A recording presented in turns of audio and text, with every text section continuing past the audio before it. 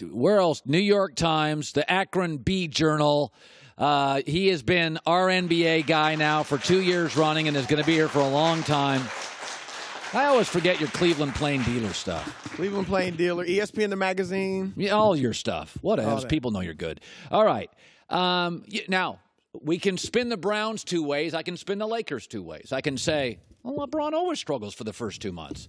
They're losing close. They're losing to good teams. They're losing on the road. I can spin it that way. How do you spin it? Well, I think there's a lot of truth to that. They've been in every game. They haven't closed. I think that LeBron, this may be tougher than he expected. Interesting. Because as Joy said, him starting slowly or his team starting slowly is not a surprise. Happened in Miami, happened in Cleveland. The difference was in Miami, you had another superstar and then a perennial all-star in Chris Bosh who could help you carry the load. Same both in Cleveland. on the court and also emotionally. You can talk to them. They understand what it's like to be a star player. Why aren't we winning? So on and so forth. Like you said, Cleveland, Kyrie and Kevin Love. Superstar and an all-star. Right. And you were in the East. They didn't care about their record. They had time to work through their issues. We only win 50 games with a 4th seed, so what? Nobody in the East can beat us. Half the teams in the conference are scared of LeBron. Now, in the West, you obviously don't have a second star. You don't have anybody to help you carry the load fit on the court, but also emotionally off the court. You don't have that guy. That guy can understand where you're coming from. And then you're in the West. They're meeting a monster almost every night. Well, that's what's funny about this. Every night I turn around, it's like, oh, they got the Spurs again. Right. Oh, they got the Devo. Oh, Portland, Utah, way, Denver. They got Portland again in about a week. In Portland again. Look, this could be, maybe LeBron, it's early. I'm not going to make a determination yet. But it's possible he bit off more than he could chew. It's all dependent now on who they get. Do they get another superstar to join LeBron? Now, maybe it looks like it could be Anthony Davis. But if they don't get another guy, this could be a bad 4 years. Let me throw this at you. You ever see the show Survivor where they vote people off the island? Yes. Okay. I kind of feel like somebody will be voted off this island. It's kind of an audition to the All-Star break, right? So in the games in which Rondo has played more minutes than Lonzo, they're 0-4. In the games Lonzo has played more minutes than Rondo, they're 2-1. The loss is overtime. I feel when I watch the Lakers, Rondo's an alpha. He's an agitator. That's Rondo. Lonzo's a little chill, laid back. So Lonzo's career, high school, AAU, UCLA, and even Lakers last year. It's kind of his team. He's running the show. Right. Now, it's not only LeBron's team. I'm not sure he's running the point guard position. I don't know if Lonzo's personality works with an agitating veteran point guard taking minutes. It seems the nights where Rondo gets more minutes, Lonzo's out of rhythm. Two things. One, Lonzo has to be strong enough. And I think that's part of what the Lakers want to see, okay? You have to have a strong enough personality to be able to handle, be able to perform with a guy like Rondo on your team. If you're going to let another strong-willed teammate stop you from playing your game, then you're not the guy to lead us. Or you're not even the guy to be the second guy to LeBron. Couldn't I argue this, though, Chris? Basketball's rhythm, like quarterback. Right. If you pulled out Brady every third series and you put in, at the time, Jacoby Brissett or Garoppolo, Tom would be out of rhythm. Basketball's a rhythm sport. Guys get into grooves. You play for 6 minutes, here comes Rondo. Could I say that in basketball sometimes, guys, it's a rhythm sport? That leads me to my second point. Luke Walton. Luke Walton's a contemporary of LeBron's and Rondo's, meaning as a player, okay? Rondo played against Luke Walton. He knows Luke Walton wasn't that good. We see a lot of mediocre coaches and mediocre players that become great coaches, but typically they're coaching guys that are a generation beneath them. Phil Jackson wasn't much of a player, but when he got to Chicago, Michael Jordan and Scottie Pippen, they didn't know that. They didn't think about him. Rick Carlisle wasn't much of a player, but he's not coaching guys that played against him and knew you couldn't guard me if your life depended on it. Now, does Luke Walton, and I'm not saying he doesn't, but does he have the fortitude to be able to tell a Rajon Rondo, I'm playing Lonzo 35 minutes tonight? Well, he's a coach. Just tell him. Right, or tell him or just bench him. I don't know.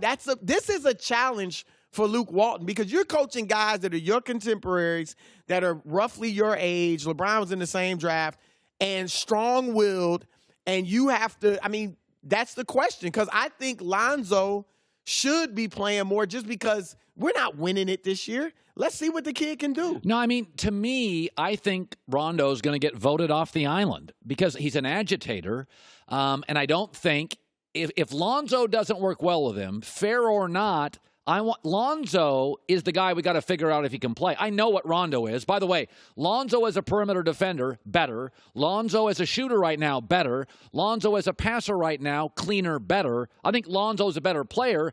I think Rondo's a tougher player, a more seasoned player. And he may be a fit with LeBron and that kind of, the toughness and the veterans. But I don't know. The question is, how committed are they to Lonzo's development now at this point? I think they're are they still viewing him as we need Lonzo Ball to become this great player? No, I think what they're trying to figure out is Rondo Lonzo, which is the dude. Neither might be the dude. Going forward, if you get a Kawhi Leonard, if you get an Anthony Davis, where does Lonzo Ball fit into that? He can pass.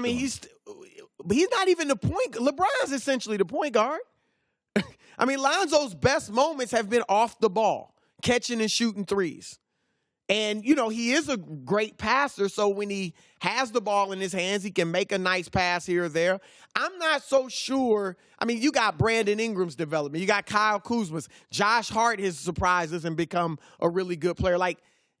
On the pecking order, where is the development of Lonzo Ball? They may feel like with or without him, we're going to be fine. If you had to vote one guy off the island by the trading deadline, who would it be? Rondo's the guy for me. I think he gets voted off. Well, look, they wanted Rondo for a reason. They knew what they were getting. This is not a surprise. They knew what they were renting. Well, this whole year is a rental. Right, this whole year. They're 1-year deals with all these guys. But you pick a guy second in the draft, you're buying. Rondo's a rental and a lease. I'll agree with that. Long term, Lonzo is more. And I don't think they've gotten close to this place right now, and maybe never will get there.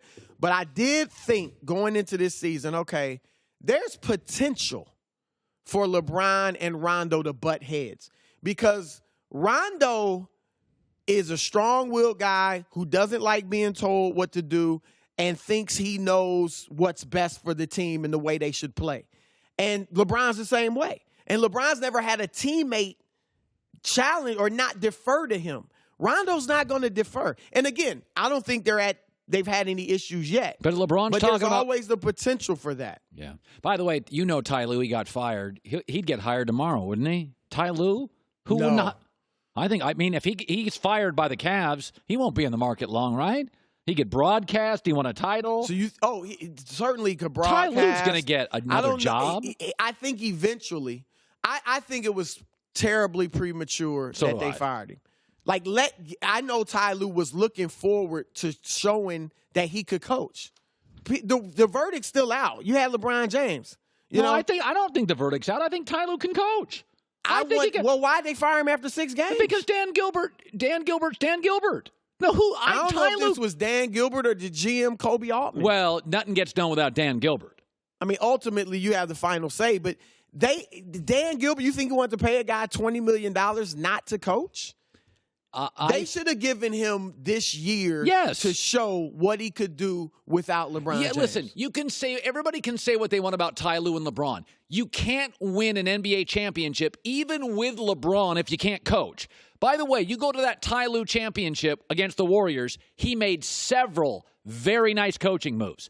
He got the substitution pattern right. I'm not saying he can't coach, but I know he wanted to show what I can do without LeBron James.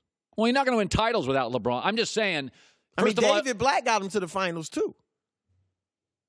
I think he can coach. I do. I think Ty can coach. I don't think he's necessarily getting the job right away, the next firing or something like that. But hopefully, because, again, he hasn't gotten his chance to show that, without LeBron. Chris Broussard, good stuff. Albert Breer next hour. NFL trading deadline. We got about 6-7 hours on that puppy. So if anything breaks, thank you, Chris. Hi, everybody. Thanks for watching. Subscribe here to get the latest from the show. Also, be sure to check out more of the best clips from The Herd or go watch a few segments from other shows on FS1.